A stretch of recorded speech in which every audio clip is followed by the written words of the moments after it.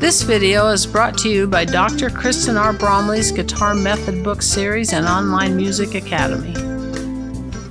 Hi, I'm Dr. Kristen Bromley. Welcome to my online guitar academy. I'm delighted to have you here.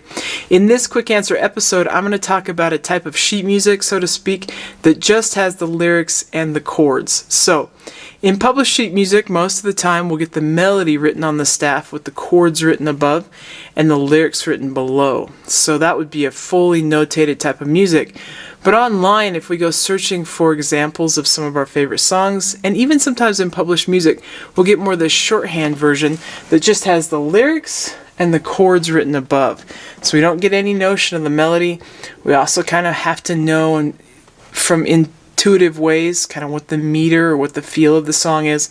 So what type of strumming pattern or finger picking pattern, whatever type of accompaniment pattern we're using to play those chords, we kind of have to know all of that intuitively, though sometimes you might get a little bit of directions when you find examples of your favorite songs online.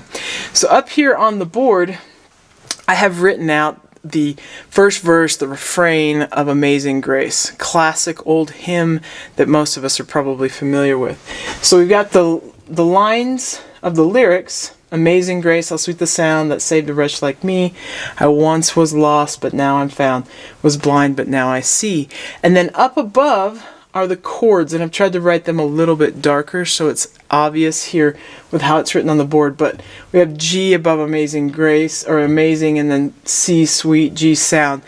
Usually the chords are written approximately above the word or the part of the word where that chord comes in. Though, with the way word processing programs work, sometimes when you have to do space, space, space, and then it gets published on the internet or it gets printed, they don't always line up. Things just move around a little bit. So it's not always an exact science. Sometimes you just kind of have to use your ear. And this type of music, you just got to use that intuitiveness and that ear. So with this type of music, the meter is not inferred, and the strumming pattern or the finger picking pattern usually isn't inferred. I've written up here for us that this song is in 3/4 time, therefore we're going to need some sort of strumming pattern that works for 3/4 time. If you can kind of figure out if it's in 3/4 or 4/4, and that's usually the most common thing, and most of the time these songs will work with some sort of 4/4 time pattern. If you need some help with strumming patterns for 3/4 time and 4/4 time, you can check out my quick answer videos on those. But I just have one written up here: down, down, up, down, up. 1, 2, up, 3, up. 1, 2, up, 3, up. So just as simple as that. This song, as you sing through it, does it feel more like the waltz? 1, 2, 3, 1, 2, 3. 1, 2, 3, 1, 2.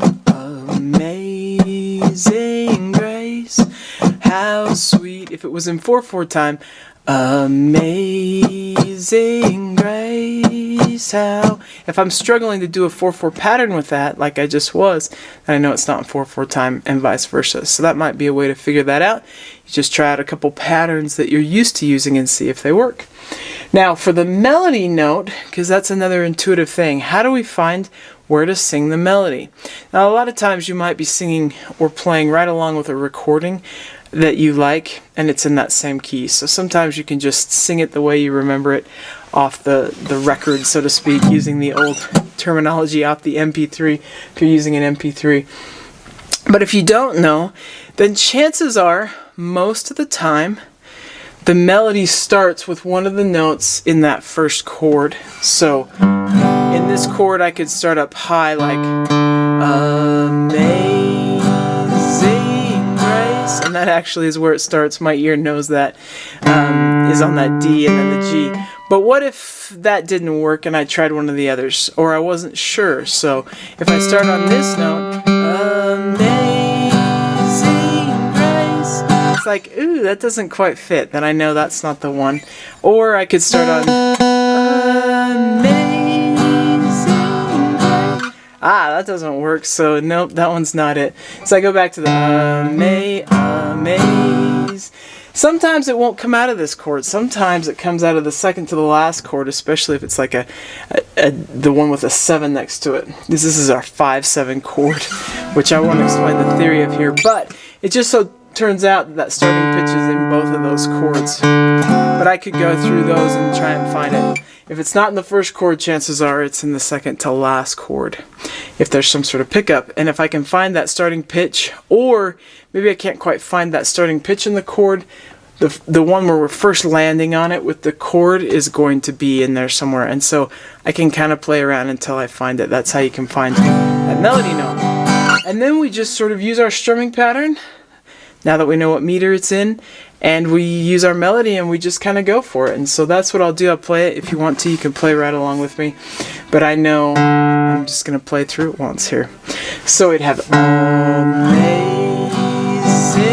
Grace, how sweet the sound that saved a wretch like me.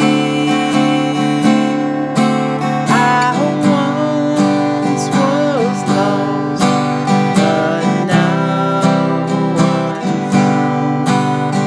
Was blind, but now I see. Okay, and that could continue.